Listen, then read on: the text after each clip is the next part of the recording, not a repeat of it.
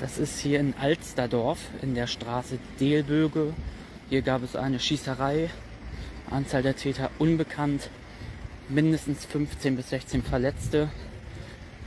Aktuell ist der Sachstand 6 Tote. Die Hintergründe sind noch unbekannt. Es soll sich wohl bei dem Objekt, in dem geschossen wurde, um einen Saal der Zeugen Jehovas handeln. Aber auch das ist noch nicht bestätigt.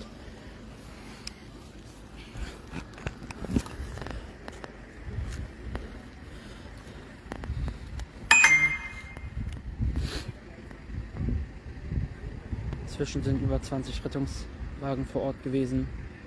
Polizei ist mit etlichen Streifenwagen dort.